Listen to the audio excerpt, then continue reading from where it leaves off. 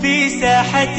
للعلم كنا نلتقي، والحب والإخلاص زاد قلوبنا، نمضي إلى نور اليقين ونرتقي قمم الفلاح وتاجنا أخلاقنا. في ساحة للعلم كنا نلتقي، والحب والإخلاص زاد قلوبنا. بسم الله الرحمن الرحيم. الحمد لله رب العالمين، والصلاة والسلام على رسوله الأمين وعلى آله وصحبه أجمعين إلى يوم الدين. وبعد، لدرس رابردو أو كوتاي هاتكا بتسران هبو لسنة أو يجدو بتسران بو ظاهري يعني ديار بي يعني بزربي إي بزربو يعني إي ديار بون يعني بأشكال ديارات صار نوع بمعلق معضل منقطع مرسل إي ببتزي مرسل الخفي ومدلس. استا ابن حجر رحمة الله لمتني نخبي دزبا أويكا أو جار الشرطي تأصيل للشرط دوم وسيمكا ضبط الرواة وعدالة الرواة برام أو لا عدالة دسبي كدي أزاهات ضبطي معناه ويلا خراب سرين باسي كدي لو خرابة برا يعني لسر ولو خواري هاتيا أو أسلوبي لرا أو هابكارينا ابن حجر رحمة الله أفرمي ثم الطعن طاندان يعني برين دار كدن كاستاديت بيناسكي لك دار كدن سرزنش كدن أو طعنا لا برا هجدا متنكها. ثم الطعن إما أن يكون لكذب الراوي أو طاندان لتس لعدالة الراوي يعني الراوي كدروزن به هلا بحديث پیغمبر صلى الله عليه وسلم أو تهمتي بذلك أو شرط لعدالته معناه ويلا قصي پیغمبر صلى الله عليه وسلم درويناك برام لقصي اعتيادي ومزيز متهمة بهنده أو فحش غلطه. فحش يعني زور غلط يبكى علماء بويان ضبط كده يعني كثرة الخطأ چون كان راوينية بري غلطناك بشر هو معصومنية بارز راونينا ملا غلط إلا پیغمبران نبي على نبينا عليه الصلاة والسلام كوات لير علماء بيورك فرمون زور غلط كا بيتام بوا فحش لفاحش هاتي معناه سنوري بزاندية بيتام بوا أولا أو بي سي بيدرن أو لا ضبطية لا ضبطية بري أو دواني بيجو قوت أزاهات الصضبطي دي ساندتو السعادة استابيتر فحش غلطه أو غفلته زور غلط كايان بآقابي أو ضبطه أو فسقه أو عدالته فاسق بواته أو فسقه دون الكفرة أو هردوك ضبط الراوية إياكم دوام ضبط طعن في عدالة الروان فحش غلطي أو غفلتي أو استادين نقاطك عن الأخواري هم هي لو عندي كتابكش مثلا لنا نسع اعتيادها أو فسقه أو عدالته فاسقي يعني دون الكفر بيرين معناه جناحي هنا عدالة لكدار بباشتكي بحرارني بكافر بي أظهر جناحه بي أو وهمه ويعني وهم خيال أو اشتكاني ولدي يعني راستكي لو درناك مخالفة يعني اشتكاني بيتسواني الثقات مخالفة الثقات أو الضبطة وهم مخالفة والضبطة زهالته أو عدالته بدعته أو عدالته بدعة يعني لا يعني اعتقادي نكابرا سنتينين ومعنى لاني أصول بدعة نكل فرعيات كعلماء اختلاف عن فقهاء لفقه أو سوء حفظ يعني حفظ خرابة لاني خرابي غرتي زيترا للراستي أو الضبطة أزاري بعد أن هنا الحافظ رحمه الله يعني باشوي كوتايبه هنا لمسلكي أول من مسالك الضعف يعني للرجاء كان كبوه كاربيت الضعيف كوتايبه هات لحديث وهو السقط من السنة كتازة قوتمان وهذا السنة دك بتسران هبي بهردو زورك ظاهر خفي ونيا شرع يعني دستي بيك الشرع اللي يعني دست بيك كذا شرع رحمه الله في بيان المسلك الثاني دستي بيك رحمة إخوائي لبي لا رجاي دوم وهو طعن في الراوي زرح تاندان سرزنش كدن لكدار كدني راوي هذا تاندان المراد بالطعن هنا جرح الراوي يعني جرح الراوي باللسان والتكلم فيه برنداري بكي الراوي بالزبان قصته دا كردن لو شخصي لتناحية عدالته ودينه لعدالة أخلاق وديني يعني لناحية ضبط وحفظ تيقظي ضبط وحفظ ذاكرة يعني لولاني أتو تاني لبدي تنبيه ليرة آجازار تكاتو عبد الكريم خضير دري الكلام في الرواة ليس من الغيبة المحرمة كعلماء باسي راوية كان كده أو ناس تبابي غيبت چونکە ئەوە ضرورە دەبی باز بکرێ واتە لەو غیبەتانە کە دروستە بەرک و واجبە بەڵام دەرێ لە حەدی ضرورەت و حاجەت دەرنەچی بل هو أمر جائز بإجماع أهل العلم فيما نقله النووي في رياض الصالحين إمام النووي للرياض الصالحين باسكا وقد أوجبه بعض من الحاجة إليه هەندە گوتیان بەرک و واجبە و غیبەتە چونکە پێویستە لو إذ به يعرف الصحيح الحديث من ضعيفه چکە بەو غیبەتکردنەی حەدیث صحیح لە ضعیفی جودا دەبێتەوە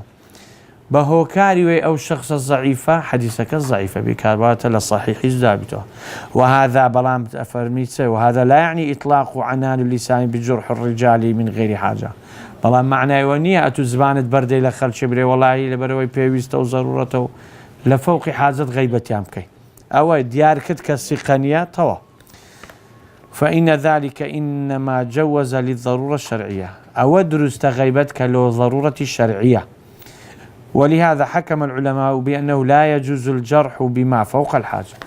علماء زائزيان نكديا لا قدر بيوست زيتر أتو لكداري بكي برينداري بكي طعني لي بداي غيبتي بكي والله بري مزالة تسو كام رقم لي بتو باباسي يعني زور بداب مسسرين علماء رين هربيك بيك كلمة وشيء لو ما وديار بكابريوات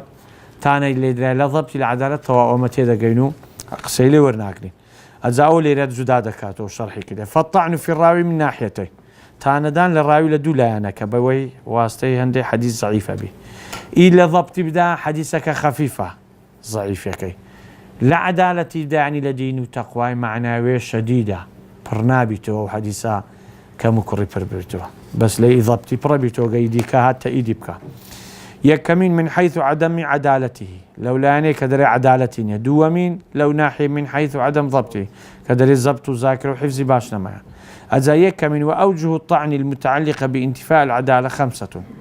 أري لي نايم باس عدالة وضبط لو قلت عدالة وضبط ما بيناسك لزيخو لشروط حديث صحيح يستا بس لاني أوتلو باسك كعدالة نامينة بتسوه كالتي تاندان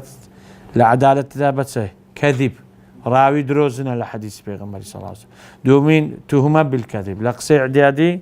درويك بلام لقصي دي ما نزاني أو متروك حديثي هي كمين حديثك موضوعة سيمين فسقة بدعة جهالة وانا همو متروك الحديث باشا أو دومي راهتا بينزا تهمة بالكذب فسق يعني جناح تاواني هي بدعي هي معنى مثلا خوارج تشيعي حديثة شبين لو النصرة مذهب خويا ولي وناجح بلام على علماء مصيبنا قلت أنا فكرة تشيع بحديثة كينيني بقوري لبا مذهب خويا ليان ورقتيا أو تشوكا لا وش لا ينصر مذهبه مذهب خويا سرنا خبري تأيدي حديثة مكاو بقوري لواني جهالة مجهول العين حالها ودعاء دخينين يكيك دين السريع يعني أو شخص نازاني شيء هتا بزانن شيء لسكرابيان هند حديثي باس نكرايا ناس رابي علماء بعدالة تسكيب كان تعديان زرحب كان لبها دي اوش قصي ورناجري حتى لو مارو نبيتو او زارتانا دان او يبيوست بضبط بينسشتن بيتام غلطك فحش الغلط غفرة بآقايا مخالفة الثقات يعني قسان دينتو شازة مخالفة سيقانك وهم يعني اشتكان لسوها مخالة لسراستينيا سوء الحفظ حفظي تيكتوا معناه لاني ناراستي زيترا غلطي زيتر لراستي او انا همو او استا زبط تاندان لزبطي او بينزيكا يسلمو تاندان لعدالتها او كذب موضوعة تهمة بالكذب وفسق وبدعة وجهالات متروكة إيدوا من فحش الغلط وغفلوا مخالفة الثقات وهم سوء الحفظ خاصة مخالفة الثقات كابا خوي الثقة بس محالة أو استباب أويا شاذة مثلا فحش الغلط دعاء دين السريع تسوكا ليمان تكنسي يكيكا براسي تسوكا همو اشتال ذاكرين يبري باسكين يكيك دين أجر فحش غلط أبو حديثك يتسابي باشا لكن الحافظ رحمه الله لم يعتني بتمييز أحد القسمين عن الآخر دليل لما تنكي أو دو زوري وشلون باس كدي ليك شي جدانا كدينوا هذه لبتسوي كده لمصلحة اقتضت ذلك لبا مصلحة شو كدي وخوازتي ودخوازه وهي تيا ترتيبه على الأشد فالأشد لا خراب تري دس بيك كدي أزهات خرابي معناه لا خراب كاني دس بيك كدي هو كان كالضعيفة بيويش كذبة تهما يعني لعدالة أزهات تصدبتي دو حديث عن عدالة ضبط معناه لا خراب له خراب يعني لخرابترين لو خرابي بو لا أعلى لو أدنى لا سر ولو خارج وهذا أوهب أسلوبي دستي فيك ديا ابن حجر أري بزانين اتهام الراوي بكذب تيا بزانين معرفة أسباب اتهام الراوي بالكذب براسي ده بيبرك سريع بروين شون كا حتى آخر ما نجي دوازي ده بيكتابي توكن أو روليكم دعوات سلا برمايا يعني روجيل أو محاضراني دين أو رونا يعني ده بيشتشي خلصة مختصر لو تام باسكا شرطنا كلمة بيدا بروي أو دي أتو باخد مراجعة بك أجل سؤالك تهبو ده بما حتى شيء مهمة أوي باسكا مضموني درسك بكرتي نك عبارة دواء مضمون وشي دريت زوهري أو كمان ليه ودركيتو تواونا كين حتى همي بخوين باشا بكم جدولك إن شاء الله باشا أم هر صار رابر بيش بيت درسي بيت كذا ده محاضرة أمينة كواتا دبي لمحاضرة صار رابري بوختي مختصر باسكي باشا أو هاي إذا بكينة جدولي تصبري مشكلة إن شاء الله باشا هر كتابتك هي كديت الجدول لوتان أواكم إن شاء الله باشا والله هي كلوان تقريبي تيسير أوي محمود طحاني كنت يعني كتابك الجداول النافعة في العلوم الجداول المفيدة اشتشوها في الجداول الجامعة في العلوم النافعة أويش علمي حديثة ممكن تقوى كتابك لا أويها أبو نايف بقاعيه دكتورك أويش مختصر حديث مختصر مصطلح الحديثي همي كدي تتجدول لا بيش لا تسب وشي هبو معرضة شي بس من نمكر قوتم لكتابي ديم هي معظم لاني بدو سهزاري بي همي كدي تتجدول كوري أوي ناوي عماد علي جمعة دكتور علي جمعة هي أوي مفتي مصر كوري بي دكتور عماد علي جمعة نسرايا همو زور المكاني كدي مختصر زداوي تسجيلي بيري يعني أو هذا أوي لوبكي خشتي زانستي فرمودا هيك عيبين ايوه باشا بني اما زاين سيدا مانوي لوش جدولك زي برك كرتشيش باسكين لقري لقيت جدول هو اشتشي باشا بس او كاني نقاط كاني كليته ان شاء الله جوابي اجت سومو بازاري او جدولكش اكرم حتى همي بهمان استفاده لبكين لبهن تعود سلا فريت واكن بدم محاضري ببختي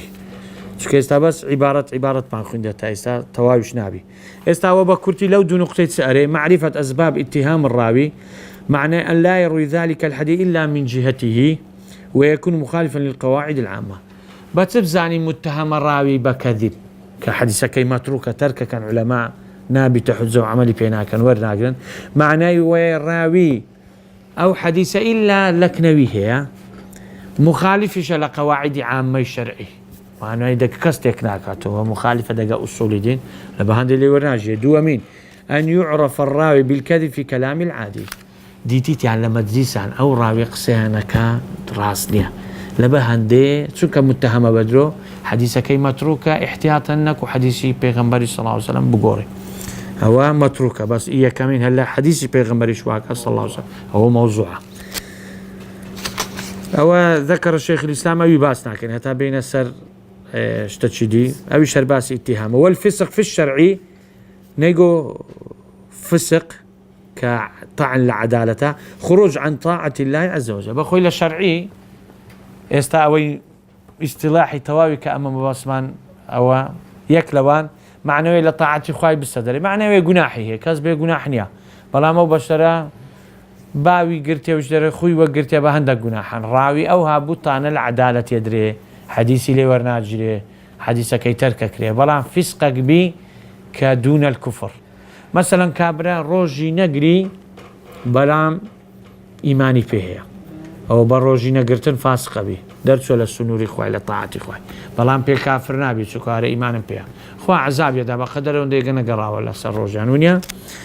ئەوە پێرن علەما ئەفەرمون مراد بفاسق ليرة المتلبس بمعصية دون الكفر لأن الكلام في الراوي المسلم كاكا ما باسي الراويانا كين راويش لتشي لحديثي معنا وين مسلمانا ايه ليرة باسي او الراوية كين تانا ما عندها لا عدالة لا تسبابتش لا فسق معناه وي جناحي هي خللي هي هندك احكام الشرعي او قسيوي ورناقدن ارجح اقوال العلماء رنا قال لو جناحنا نقرته قسي ورناجي لي تسمكا دناس ضعيفة برامبر وي أحكام شرعي زي بزنك اللواني ويلي بقصي حديثيش زيدا ونقصتامك حديثك ورناك عزايستا دو نوعيها فسقي متأولها وشي عفوا هو فسقة طوائفي مبتدعة عندك شتي أكن لو تشيع لو خوارج جناح تاوانا كان أو نوع فسقك لو خو تفسيرك كان بكيف خوان مثلا خوارج زرين هرب جناح كبيرة خويني مسلمان حلالك إخوي تبع عقيدة أهل السنة والجماعة وهانيا أربع جناحي جورا شوي إن شاء عذبه وإن شاء غفر إن الله لا يغفر أن يشرك به ويغفر ما دون ذلك غير ما دون معناه غير الشرك لو هي إخوي تبارك وتعالى ليت خوش بي يان عذابي ده أجر ويرانا جيش توبة بك بلان بس شرك ويرانا جا توبة نكا بمري لسه الشركة خالي خوش نابي ومعناه أويا أو أنا رنا أو فكرك أويا فاسقي متأول أويا يعني شتي ديني بقوري لو فكري خوي أري أمنا جناحي كبيرة هبي مسلمان بيخويني حلالك هو دروسني هو أو فاسقي متأول يعني شتي له خو تفسير كان فاسقي غير متأول معناه تفسيرناك هرب خوي ضعيفة عنده جناح وتاوانا كان في خوي نكذب في دروسك وحلالك والله جناحي حتى كبيرة وقز كشبي سكاري كبائر كوارع عدالتي هبي نابي جناحي جورة هبي بردوا مش نبي لقزك أو هاري وات التقوى وديني ضعيفة كخلل بعدالتك كبيرن فاسقش يعني درس للسنور إخوي مراد هنا أعرف فاسق غير يعني تفسير مخل بشيء من أحكام الشرع خلل هي الأحكام الشرع من ترك واجب أو ارتكاب محرم يعني حرامة شكا يعني واجب اشترك بلام حلالي نكديا جناحك لو هندناك بريبيم حلالا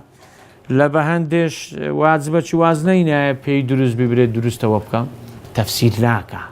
حرام حلال ناكا حلاليش حرام كبركو زعيبة توشي جناحو يعني توشي في بيدر او بيدرين فاسقي دون كفر معناه بس فاسقي ديكا كافر بيا واحد وما باسي مسلماني راوي مسلمان او درس الاسلامتين نكر روايتي هر او تازه الاسلامتين ما تباسي روايتك اذا اري فاسقي او هيس يك متأول غير متأول بس جناحي بين علماء فرمون معناه ويا علماء فرمون روايتك قبول ناكره شكر روايتي لرسول الله روايتك قصة لبيغمبر صلى الله عليه وسلم دين أمانته فسقش بطاريك أو دين أمانتين منه احتمال وي أو فاسق دروي بزاري بيغمبر صلى الله عليه وسلم كواتا ضعيف بالشيطان زفري بيبدا جناح تاوانم كا ويلي دي هي كشش باري بذاتي بري حديثكم لو أوهاب لو باسكا وبكا أذا ثقتها نار عدالتها بي معنى ثقيها ثقة يعني عدالة وضبطها به ثقة نما ثاني لدرا يعني عدالة وضبط نما إذا قال عدالتي عنده وحديثك زور شديدة شي موضوع ومتروك أجر خفيف أو لضبط ده مثلا حديثك يبقى مدرج ومقلوب بينه وبين ضعيفة شي خفيفة أو نواني كعلماء ناويين لنا شاذ ونبي بلا ريدي كهاد بربيتو ثقة الاصطلاح هو من جمع بين الصفتي العدالة والضبط أويا دو صفتها عدالة وتقوى ودين ومروءات ضبط وحفظ شي باشا أذا كوب زاني نو الثقيان ثقانيا أوتا فمن خالف الثقات ليس بثقة أجا قصيدة الثقة كان نيك تكرنا بوا أو الثقي هنجي دزاين ثقانيا ولأن موافقة الثقات هي المقياس لمعرفة ضبط الراوي قسي موافقي الثقة كان بي أو بيورا بزانين أو راوية ضبطي باشا ثقة قسي دقا الثقة كانت دين وتقوى هيكاكا باشا هادي بزانين كو ضبطي ضبط أويا لقصيقة كان قصيت تبكاتو يعني ذاكر وحفظي باش بي زور غلطي نكا وهمي نبي غفلي نبي أواني مخالفة ثقات نكا وسوء الحفظ نبي. هذا والمراد هنا الراوي المجهول عند أهل الحديث كما في النزهة يعني شرحي خوي نخبة من لا يعرف فيه تعديل ولا تجريح معين أو مجهولة نديار كرا عدالة وتسكيان كتبي نشخص كناس رابي برين بطعني اللي يبدأ تزريحي بكن برنداري بكن أو هندا وابزان بس. وصلى الله على نبينا محمد والسلام عليكم ورحمة الله وبركاته. في ساحة للعلم كنا نلتقي والحب والإخلاص زاد قلوبنا نمضي إلى نور اليقين ونرتقي قمم الفلاح وتاجنا أخلاقنا. في ساحة للعلم كنا نلتقي والحب والإخلاص